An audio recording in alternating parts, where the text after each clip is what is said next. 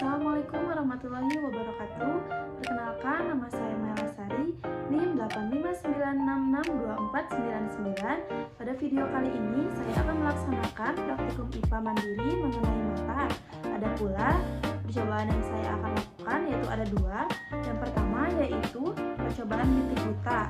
Ada pula tujuannya, yaitu yang pertama mengetahui bagaimana bayangan benda jika mengenai bintik buta.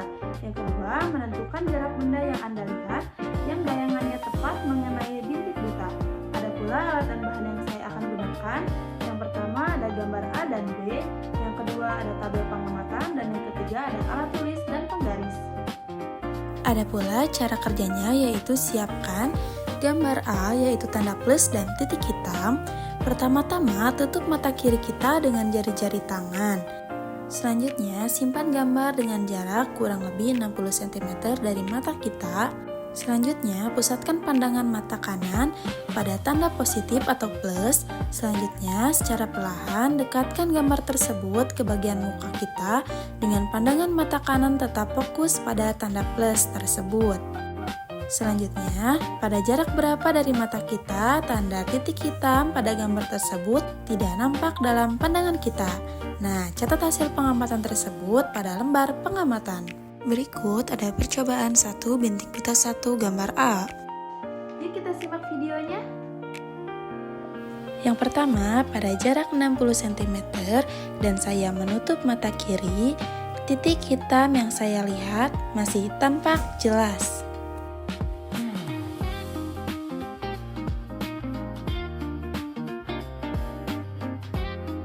Yang kedua, pada jarak 30 cm dan saya tetap menutup mata kiri saya, titik hitam masih tampak jelas.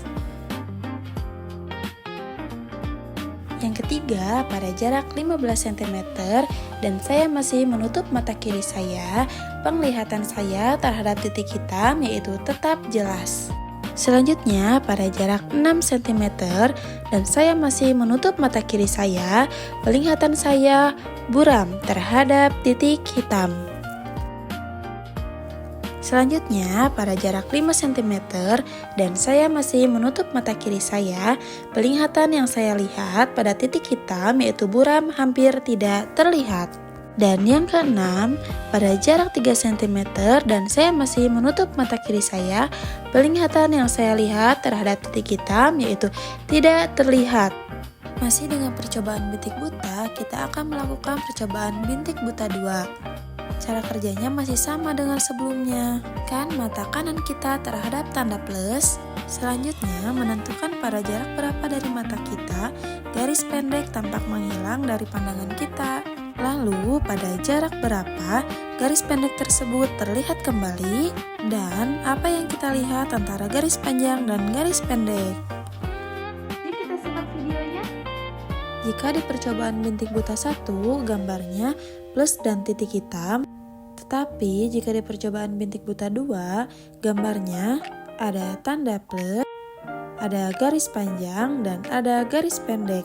Yuk langsung saja ke percobaannya. Yang pertama, pada jarak 60 cm dan saya menutup mata kiri saya, penglihatan yang saya lihat mengenai garis panjang dan pendek yaitu tampak jelas. Selanjutnya, pada jarak 55 cm dan saya masih menutup mata kiri saya, penglihatan yang saya lihat mengenai garis panjang dan pendek yaitu tampak samar. Selanjutnya, pada jarak 50 cm dan saya masih menutup mata kiri saya, penglihatan yang saya lihat mengenai garis panjang dan pendek yaitu tampak sangat samar.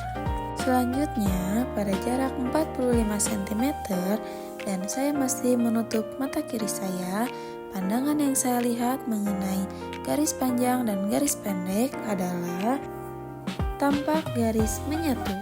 Berdasarkan praktikum bintik buta yang telah saya lakukan, pada gambar A yaitu tanda plus dan titik hitam, dan gambar B yaitu tanda plus dan gambar garis panjang dan pendek, maka terdapat kesimpulan bahwa semakin dekat jarak pandang, maka semakin samar dan menunjukkan hingga terjadinya bintik buta, yaitu menghilangnya titik hitam pada gambar A dan menyatunya garis dari dua garis terpisah menjadi satu garis utuh pada gambar B. Berikutnya adalah percobaan yang kedua, yaitu percobaan iris pupil mata.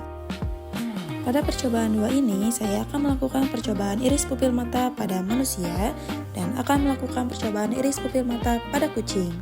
Ada pula tujuannya, yang pertama untuk mengetahui reaksi pupil mata manusia dan cahaya redup dan terang.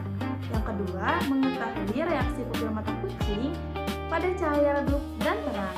Ada pula alat dan bahan yang saya akan gunakan, yaitu ada lilin, ada korek api, ada senter, kucing, roda pengamatan, dan alat tulis. Iris pupil mata pada manusia. Pada video kali ini, saya meminta bantuan kepada adik saya untuk melakukan percobaan iris pupil mata pada manusia. Kita sudah berada di ruangan yang cahayanya redup. Mula-mula, mintalah rekan menutup kedua matanya. Selanjutnya, simpan lilin yang sudah menyala dengan jarak 10 cm dari mata rekan. Dan mintalah rekan untuk membuka mata kirinya dan amati pupil matanya. Terlihat bahwa ukuran pupil mata akan mengecil. Hal ini terjadi karena cahaya dari lilin jauh lebih terang dibandingkan suasana sekitar, sehingga otak kita merespon perubahan itu sebagai peningkatan intensitas cahaya. Secara dasar, penyempitan pupil ini bertujuan untuk membatasi jumlah cahaya yang masuk ke dalam mata. Tindakan ini penting guna melindungi sel-sel peka cahaya di bagian retina, serta membantu kita melihat objek yang sedang difokuskan dengan lebih tajam dan jelas. Setelah lilin dimatikan dan lingkungan menjadi kembali redup, otot-otot di bagian pelangi mata menjadi rileks, yang akhirnya membuat pupil mata kembali melebar. Kondisi melebarnya pupil ini disebut dengan proses dilasi. Melalui proses ini, jumlah cahaya yang masuk ke dalam retina menjadi sebanyak mungkin, sehingga kita tetap bisa melihat dengan cukup baik meskipun berada di tempat yang agak gelap atau minim cahaya. Selanjutnya ada percobaan iris pupil mata pada kucing. Di sini saya sudah membawa kucing saya ke ruangan yang teduh atau ke ruangan yang cahayanya redup. Selanjutnya, saya akan menyorot mata kucing saya menggunakan senter dan akan melihat perubahannya sebelum dan sesudah disorot. Lihatlah mata kucing ini, saat kondisi cahaya redup, iris mata kucing akan mengendur sehingga pupil melebar, bertujuan untuk menangkap dan memasukkan cahaya sebanyak mungkin ke dalam mata agar kucing bisa melihat dengan jelas di tempat yang minim cahaya. Lihatlah sekarang saat terkena cahaya senter. Ketika disinari cahaya senter yang terang, otot pada iris mata kucing akan berkontraksi dan menyempit pupil mata menjadi sangat kecil. Hal ini dilakukan untuk membatasi jumlah cahaya yang masuk serta melindungi bagian dalam mata agar tidak rusak karena cahaya yang terlalu kuat. Berdasarkan percobaan yang telah saya lakukan, dapat kita simpulkan saat terkena cahaya yang berlebihan, iris pada mata manusia dan kucing akan bekerja dengan mengecilkan pupil untuk mengurangi jumlah cahaya yang masuk ke dalam mata. Pada manusia, pupil mengecil menjadi lingkaran yang lebih kecil, sedangkan pada kucing, pupil dapat menyempit sehingga berbentuk celah tipis. Mekanisme ini membantu melindungi mata dari cahaya yang terlalu terang dan menjaga penglihatan tetap nyaman serta jelas.